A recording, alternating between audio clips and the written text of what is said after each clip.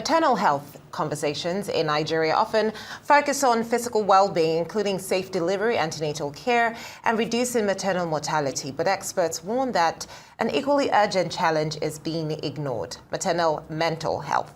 Studies show that 1 in 5 women in low and middle income countries experience mental health disorders such as depression, anxiety, or postpartum psychosis during pregnancy or after childbirth.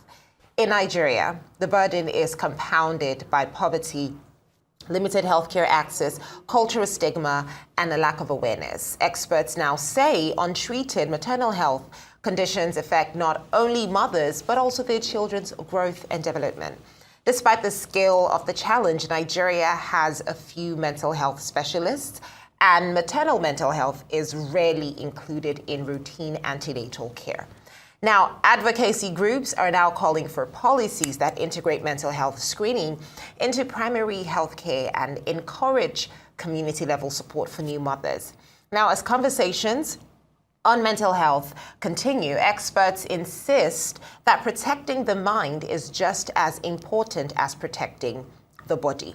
Joining us now on the morning show is a mental health advocate and founder of New Haven Advocacy, Ayeni. Thank you so much for joining us on the morning show today. Thank you very much for having me. Absolutely. Now, mental health, such a pertinent topic, speaking specifically to maternal mental health. And I saw a video that a very special person sent to me yesterday that basically talked about that, the importance of healing one's mind before going into certain spaces, because broken people create disastrous people. Broken people destroy families, they destroy nations.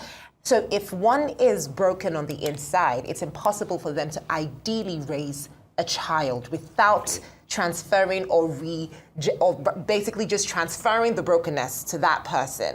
So that speaks to the importance of taking care of one's self. Why is this such a pertinent topic for you, and why is this something that you've chosen to address as a career? Well, you kind of mentioned it. It's rarely spoken about. It's one of the invincible challenges of motherhood or parenthood generally, because it's not just a motherhood thing, there's also a fatherhood angle to it. So it's very invincible. You can tell if I had a cut on my face, you can tell if I was ill, you can tell very quickly without being a medical person if I was having a fever, but you can't tell that I am struggling with depression just as easily. You can't tell that I am anxious just as easily. And these are some of the most important, and it's the #1 complication of childbirth globally. So there is more people battling with postpartum depression, or perinatal depression as we like to call it, because it's not just postpartum. There's the perinatal phase, which is pregnancy, all the way through to 2 years postpartum. There's more people struggling with postpartum perinatal depression than gestational diabetes, for example, than pregnancy-induced hypertension, for example. So that's the reason why it's such an important thing to talk about. And as you said, there is no health without mental health.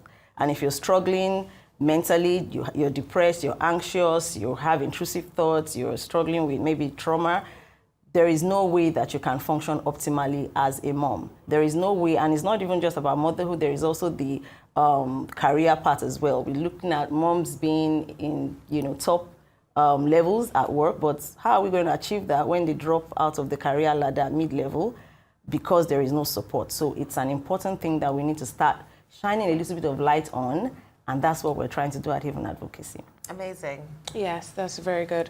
I want to ask what are these signs or that people would normally see with postpartum depression, or as you said, perinatal? And also, because I've heard about postpartum psychosis also, do we have any type of support for women who are going through that currently in Lagos? Yes, or in Nigeria? we do. Okay. We just had our first maternal mental health summit end of last month. And Lagos was heavily represented. Even we were surprised to see the number of frameworks available, but a lot more work needs to be done. So there is screening. We don't know how many women are being screened, but the frameworks are there, and we're trying to build off of that as well. So there is support available. And also at Haven Advocacy, we have support groups, which is one of the lowest hanging fruits to support moms and dads in the perinatal phase. And that is just creating safe spaces, brave spaces where women can speak and be understood, and there is no fear of judgment, and you can say the damnedest things, as they say, in those spaces and know that you are not alone, knowing that you're not alone, knowing that you're not crazy, it's not a spiritual problem, you are not 1 in 1 million people going through this. This is actually more common than you know. It's very relieving on that level. There's also the aspect of knowing how other moms are coping as well, to say, oh, I did this thing and it helped, I did that and it helped. Those are some of the lowest community level things that we can do. So to your question, to say what is the signs, is apathy really. The things that you used to enjoy a lot before, you don't enjoy doing them just as much. You're eating too much or too little, sleeping too much or too little. Just that moms will usually describe it as, I don't feel like myself. Yeah. So no mom will come and tell you, oh, I'm depressed or I'm so anxious. It's just in the little things, like I don't feel like myself is one of the red flags you need to, you know, kind of dig in a little deeper. Or mom is extremely anxious. If baby seems like it's sleeping, you're checking baby too much, or you're, you know, just having those anxiety thoughts of what ifs. That's what we call anxiety, the what ifs. Your mind keeps creating scenarios. What if this happens? We don't like to talk about the thoughts so that we don't layer it on any mom who may be currently struggling. So I'm not going to give specific examples, but those what if thoughts, what if this happens? What if I'm not a good mom? What if this was a mistake, for example? Mm-hmm. So those are some of the things that you may need to want to dig deeper, or if you're the person going through this, you may want to seek a little bit more help to say, oh, I'm feeling this way, what can I do? So those are some of the basic symptoms around, or someone who has been traumatized, for example, birth trauma is another, you know, one of the things that moms can suffer in the postpartum period is if you just had a terrible experience birthing, or it can even be an experience from childhood that just seems to resurface, because the perinatal period is such a very vulnerable period. So even things, maybe abuse that happened in your childhood, can resurface at that time. So you see moms who absolutely do not want to go back to the hospital where they had their child. They do not want to talk to any doctor. When they eventually get to the hospital, they freeze. They are very avoidant of things like that. So those are some of the things that are very common that may be signs of, okay. But basically, it's not really just by looking at moms and say, oh, I think this mom looks depressed or she sounds depressed. It's basically let us screen moms. And that is one of the biggest things that even Advocacy is trying to do, to say, let us integrate maternal mental health into the regular perinatal care. So as you're testing our blood, which is great, as we're taking our measurement, checking baby's You're checking the mind as well. Can you screen the moms? And it's a very simple, there are many tools, very simple tools, PHQ-9, PHQ-3, the EPDS, they are globally accepted tools. What are these tools? They are basically questionnaires. Okay. You know, so it's the 10 question, 3 question, 4 questions. There's various, there are variants of those questionnaires that you can use as a first line of assessing moms to say, okay, is she doing good? How well is she doing? Do we need to escalate? Does she need help? Or do we just need to watch? And observe. Now, I wanted to talk about protecting versus training our mental health, you know, in the sense that I've heard often people say things like, we protect our mental health, but if we keep protecting our mental health, how do we build resilience? How do we be stronger? You know, how do we make ourselves strong? How do we build resilience for future challenges? How about we train our mental health? What are your thoughts on that, especially as it pertains to maternal care? Because you often hear of the tag, the strong woman, the strong Black woman. We've all heard about that. You know, the woman who can do it all. That's another one. You know, you can be a great mom. You can have a great job. And guess what? There are people like that. There are actually people like that. It is possible. Tons of support. Exactly. So now, I want you to break it down to the most minimal factor. The fact that, for instance, you rightly said, you need a lot of support. Now, a lot of support also translates to sometimes a lot of money, right? Sometimes a lot of money, right? But when you now want to now tell the woman who is doing this with very minimal resources that she can also have what woman B has. So that's why I said protecting versus training. How do you balance the two, especially when it pertains to maternal health? Do we need to be training or do we need to be protecting? I think it's a little bit of both, because first of all, what is mental health in and of itself? Mental health, or your state of mental wellness, is basically not the ability to to be functional, live your life normally, despite the stressors, because we can't take the stressors away. They're always there. You woke up maybe very early to be here, for example, enter traffic, mosquito will bite you because we live in an endemic area, you may come down with malaria. So those are, translating that to the mental health angle is, how can we be optimal irrespective of the stressors? So the stressors will be there. So I think that in and of itself means that there's some form of level of training that, we must have acquired over the years. You adapt, you learn how to manage things, speak to people. So training your mental health is the word I'm trying to just, manage it in my head. But training your mental health basically is not something that you kind of sit down and say, oh, I'm going to now train my mental. I think it's just about building resilience. Is learning from experiences. So maybe something really terrible happened to me and I got through that, or I spoke to somebody. Now we're talking about the need to speak up.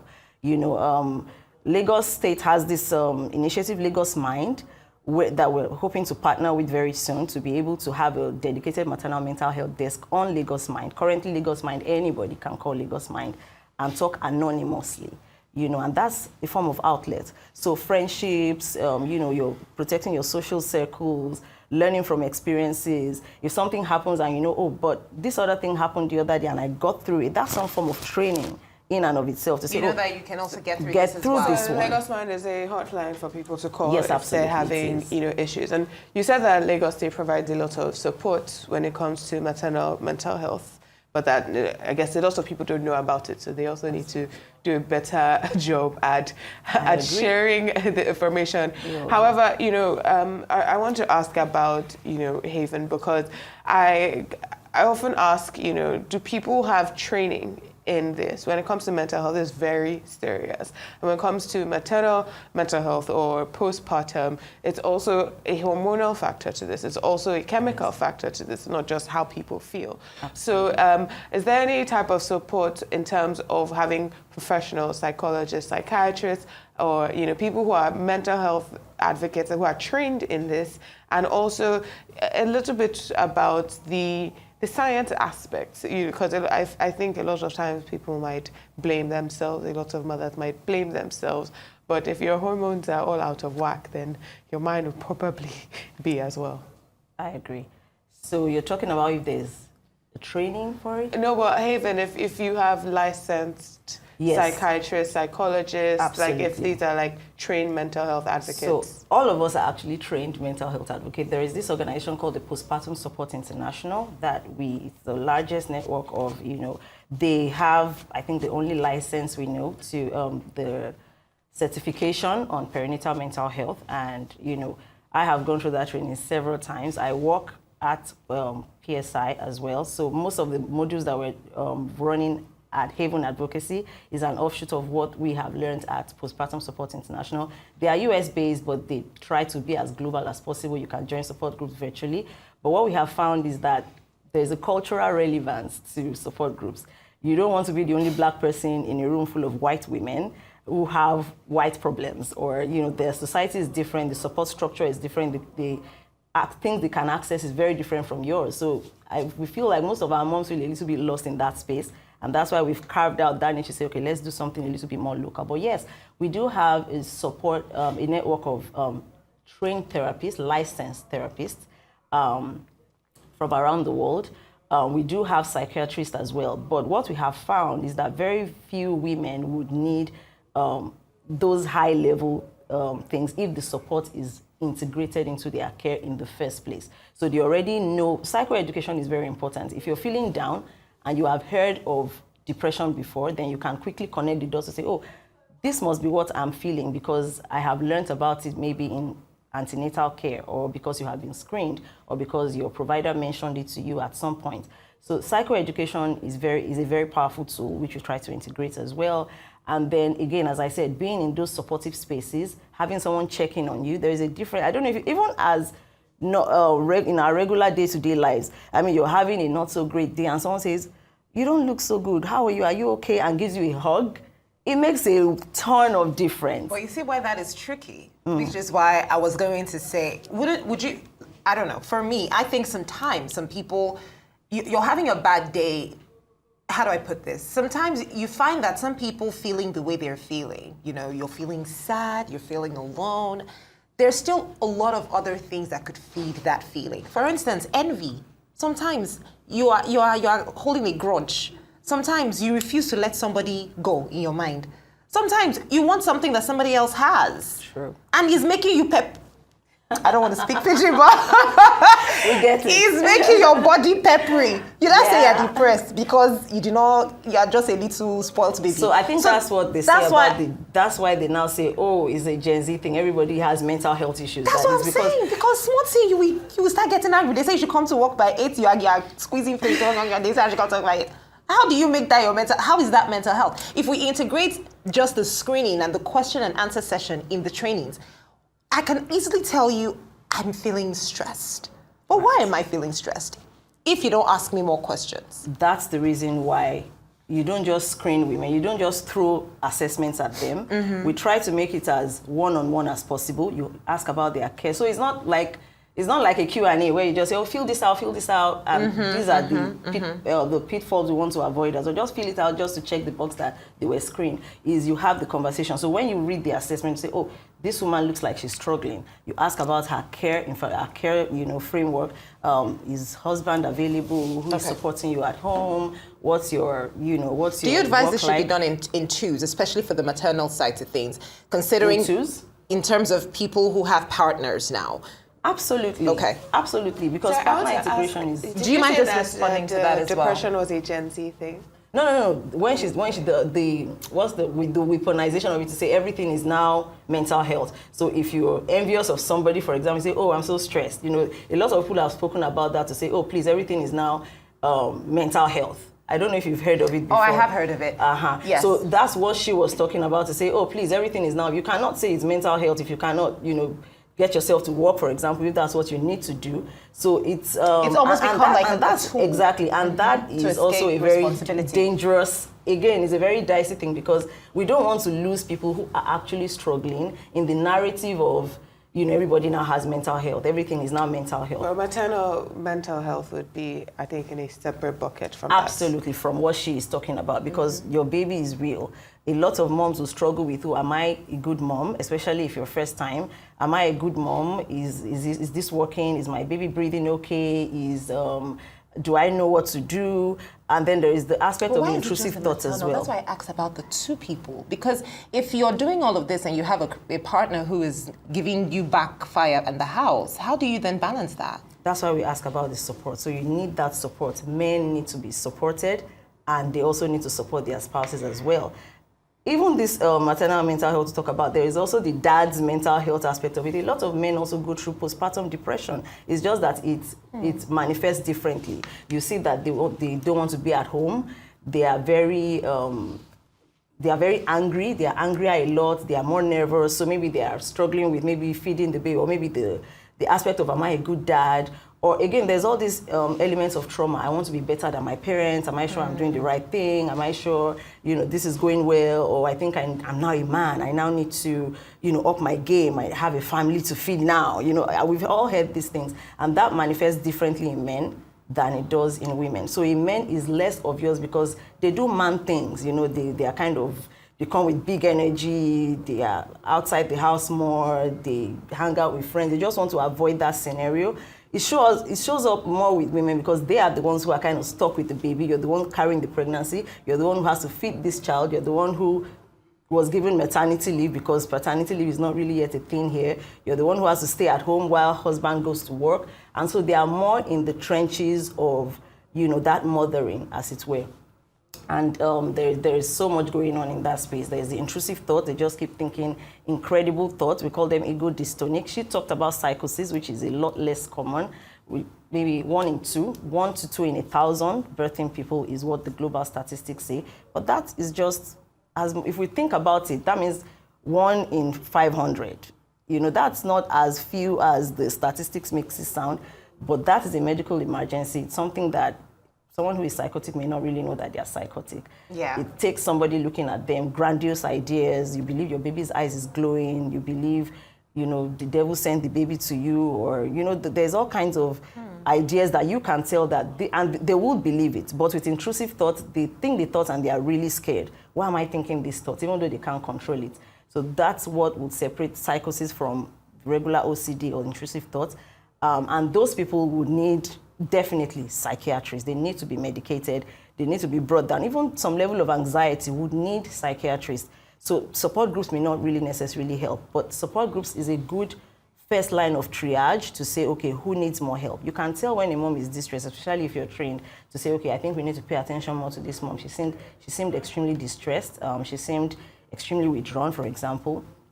And those are what we call community level supports. There are women who will come to support group over and over again, and you just know who they are, you just know how they are. There are women who attend your antenatal or your hospital program over and over, like in the process of being pregnant for 9 months, they would have had several appointments, and you can tell there's a change. And this is why we need our OBs on board, we need our nurses on board, because that's the community level of this thing. You know these women, you've seen them, you interact with them multiple times throughout their pregnancy and postpartum, and those are how we can really, capture those, capture those disorders before they escalate. Now, I think that sometimes you find situations where you said this needs to be integrated into the regular medical system. And I want us to speak to how bad situations could get sometimes, because they're currently not part of the antenatal. Even if I think that's what sometimes they try to achieve with the conversations, they ask them questions, how are you feeling? But I don't know how integrative it is. So how bad could it really get, like in terms of for pregnant women, if these questions are not asked at the early stages of their pregnancies, before they even have their babies? How bad could it really get, which makes this so important? The child development, for example, you find that many moms don't want to go to the hospital because maybe they've had birth trauma that was not addressed. And so baby's immunization, you notice for the first 3-4 months, they just forget, or they refuse to go and give them immunization because they are not coping by themselves. Science has proven that a mom who is struggling with mental health disorders, even in pregnancy, can affect her baby. It can affect preterm. You can give birth preterm. It can affect the delivery. So you see that there's a lot more connection from our minds to our bodies than we realize. It also affects the economics of the family as well. If mom is struggling so bad that she can't go back to work, so that means that a 2-income family has now become a 1-income family, and then there's the economic struggles. There is just the bandwidth to parent, to raise your child well, to infuse those values that you wanted them to have. So it impedes your capacity to parent. Even your own growth as a human being, your bandwidth, that's my favorite word, is kind of low, very, very low. You can't really think of your business. You're struggling so badly that every other thing in your life is just discombobulated. So those are some of the impacts, even marital dissonance. So husband is doing his best or not. Wife is doing her best. And then there is just that, why are you, I'm doing my best. Why are you So there is that dissonance that we see, again, just from maternal mental health disorders that is a 360 thing. It affects economics, it affects career, the society, and you see that you are churning out bad children, but she really doesn't have the bandwidth to even see. I remember when my own daughter, I cannot remember most of my first daughter's infanthood. It's my sisters who would say, oh, do you remember when she used to do so and so? I'm like, oh, really? So I put the pieces together, but I had excellent support, but still, it didn't, like she said, there's a lot of factors. There's the hormones. If you've always been anxious, for example, as a teenager, you've just always been an anxious person, it amplifies in the perinatal period. It's more likely that you're going to struggle. And that's why for those kinds of moms, we always encourage pregnancy planning. So what's your postpartum plan? How are you? So if you're a naturally anxious person, then you know the kind of level of support you need in pregnancy and postpartum, because you know if you've been on antidepressants since you were a teenager, which is something that we see, it's not very common here, but we see that very commonly with our American moms, because they are way ahead of us in that regard. Yeah, so you've essentially helped us enumerate the risk factors for maternal health. If you have a history of mental health issues, if you have hormonal changes that are very vast, if you have societal stressors, if you don't have support in your environment, finances as well, of course, and of course the psychological factors. So these are some of the risk factors that affect maternal health.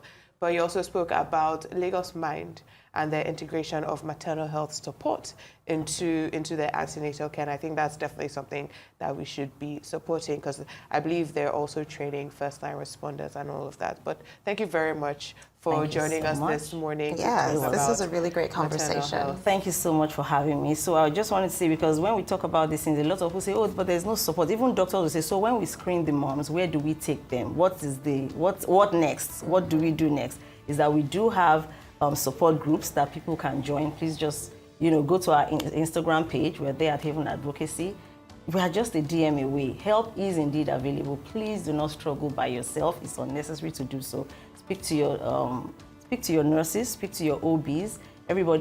Most people are open to help, and we hope to have better outcomes with moms and their life generally and family life generally. Thank you so much. You're welcome. Thank you so much for being here. Thank you so much. Thanks for joining us.